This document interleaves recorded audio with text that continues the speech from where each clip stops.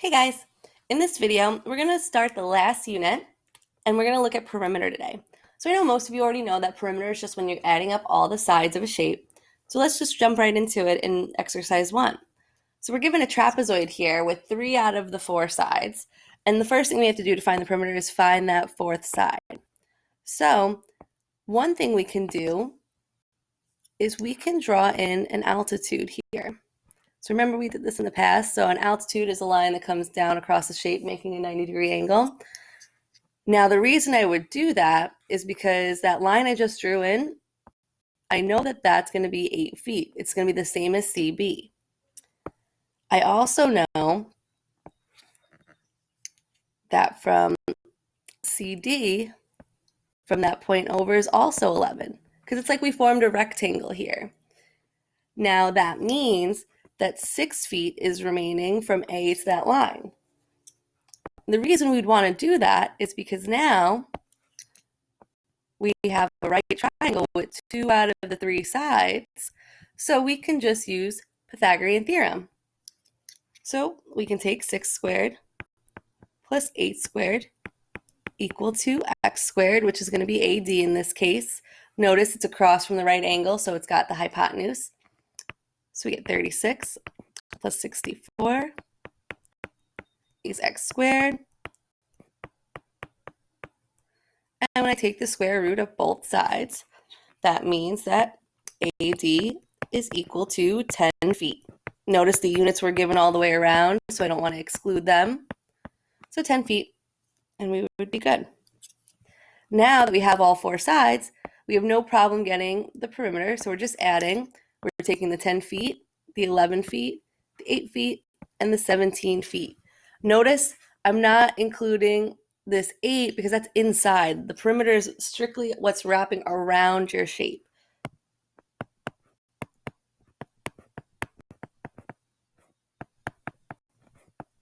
And that's going to equal 46 feet altogether. Last part of this, if we want to enclose the surroundings of all sides by fencing that cost 75 cents per linear foot, then how much will it cost to enclose the trapezoid? So if we want to enclose the trapezoid, we're trying to go around the outside, so we're using the perimeter that we just got, this 46 feet, and we're taking 75 cents per linear foot. So think about it, it's like money per foot here. So we're going to cancel out these feet to just get our answer in money. But so to finish that up, all we're going to do is take 46 times 0.75. And we get 34.5. Now keep in mind though, we're doing this in money. No one's ever said 34.5 is your total. So $34.50 is going to be our final answer there. Okay. In the second one, we have a parallelogram with the vertices given and determine the perimeter to the nearest tenth. So same kind of thought process here. I'm going to plot these points. Anytime you have a graph, I would take the moment to plot just to see what we're looking at.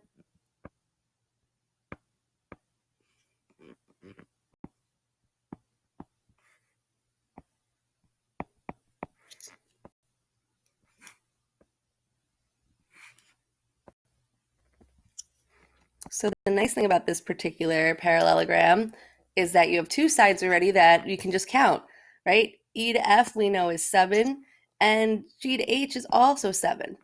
Keep in mind opposite sides of a parallelogram are congruent, so we already know that, and that part's set up for us. Now, when we go to get the next part here, we need to calculate FG or EH, either one. But one way you could do that is by using the distance formula. Okay, so I take the x's and subtract them, plus the y's and subtract them. I'm looking at 4 squared, which is 16, 10 squared, which is 100, and I end up with 116. Now, I don't have to simplify the radical just yet or ever because it's going to ask for our answer in the nearest anyway. So we're not going to do anything just yet. But I know that this length is 116, which means the other leg is also 116 because opposite sides of a parallelogram are congruent. Now, you could have done EH out just to be sure, but I also want to show you and remind you that you could have drawn in a right triangle here because you would have had 4 and 10, and 4 squared plus 10 squared is also 116. So you could use the trick from the first one. Remember, distance formula and Pythagorean theorem are directly tied together. We talked about that back in Unit 5. So the last thing for us to do in this case then is to add up all the sides.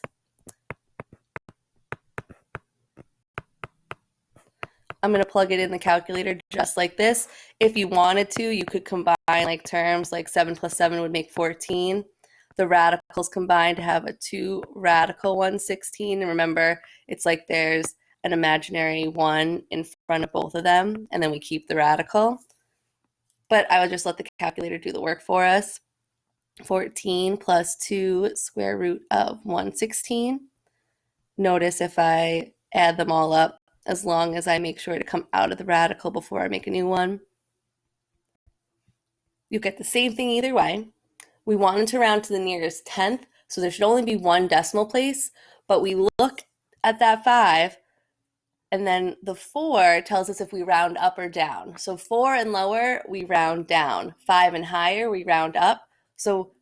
And by round down, I mean it just stays the same. So 35.5 is our answer here.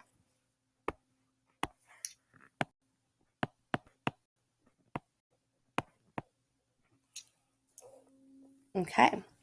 For exercise 3, we have a wooden frame is to be made using wood that costs $1.25 per linear foot. The frame is in the shape of a right triangle whose hypotenuse is 12 and contains an acute angle of 32. Determine the overall cost of making this frame and show your work that's involved. So we have an angle and a side of a right triangle. This is going to fall back on SOHCAHTOA, right? We don't have two sides to use Pythagorean theorem. So it ties back to our earlier unit. Now, if I were to find O first, I have the hypotenuse. I'm looking for O. So I'm going to use sine.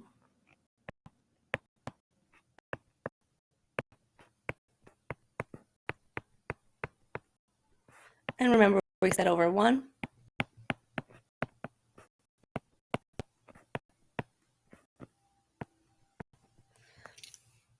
And I'm going to plug that into my calculator.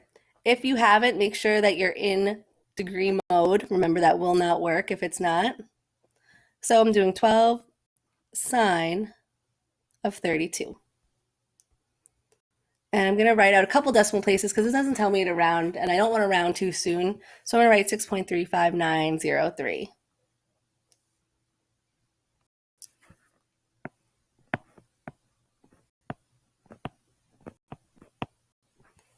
Okay, just a couple of the decimal places to make sure we're good. Now, when I go to find y, I'm still going to use the hypotenuse personally because I know for sure I didn't make any mistakes with the 12. It's there.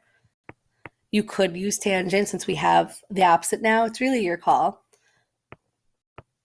But yeah, cosine of 32 equals y over 12. Cross multiply.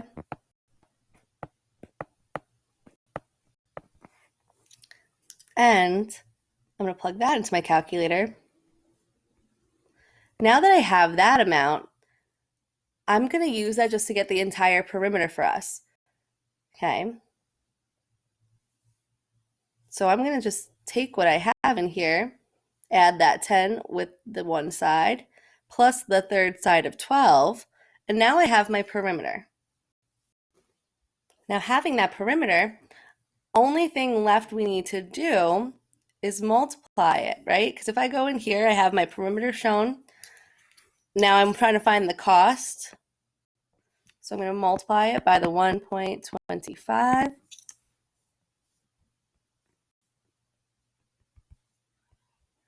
And when I round this in terms of money, the 9 is going to round that 6 up. So we're getting $35.67.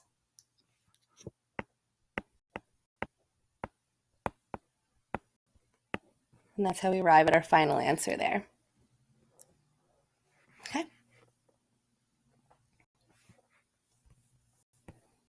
Now, the circumference of a circle is going to be the area around it, right? So there's two formulas. You could either use circumference equals pi times diameter, or you could do circumference equals 2 pi r. So the reason for that is the diameter is always twice the amount of the radius. So it just ties back to our circle properties from the last unit. But if I jump right in here to exercise 4, we have a tree trunk who has a roughly circular cross-section. A logger uses a tape measure to find the circumference to be 6 feet long. Which of the following would be the best estimate of the diameter of the cross-section?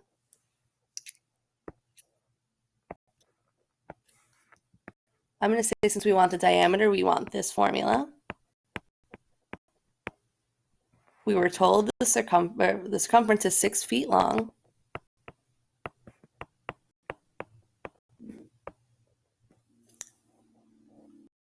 All of my answer choices are in inches, and this is in feet right now. So we have a problem that we got to make sure we don't fall for. So first thing I want to do is I know that 1 foot is equal to 12 inches. And I know we had 6 feet as our circumference. That way the feet will cancel, and I'll put X because I want it in inches. And then I just cross multiply here, and we'll get 72 inches is equal to X. So I'm going to change this to 72 inches equal to that pi times diameter.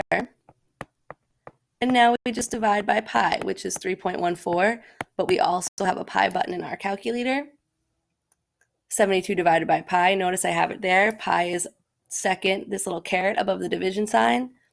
And we have about 23 inches, choice 2.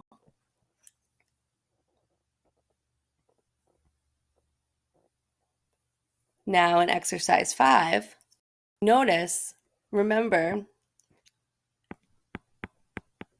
the equation for a circle we just learned about. We want to find its circumference, so we're losing the r this time. Okay, so r is equal to 5, because I take the square root of that, and then 2 pi r.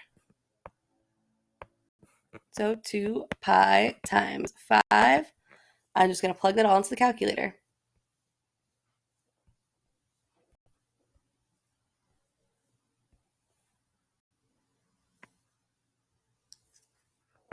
Choice 3. Now, for exercise 6, this is going to be our last one. We're not going to worry too much about exercise 7 for today. But exercise 6, I want you to think about this one first. It is enclosed by a combination of a rectangle and a semicircle. And we want fencing around it, but not the dashed line. So, in this case, this dashed line would be 12, and 17 would be down here because it's a rectangle. But we want the circumference of this piece as well. So it's half of a circle.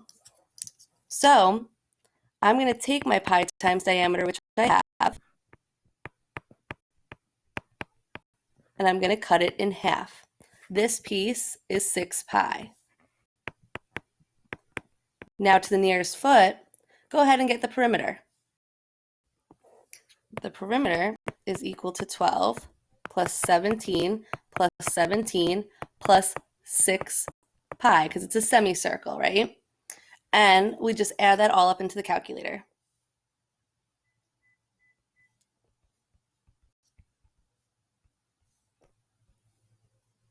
So to the nearest foot, we're looking at 65 feet. Okay, so 65 feet would be our answer for that particular one. Sometimes we'll say to leave in terms of pi, but this case it did not. If it does say to leave in terms of pi, you treat it like a letter. It'd be this.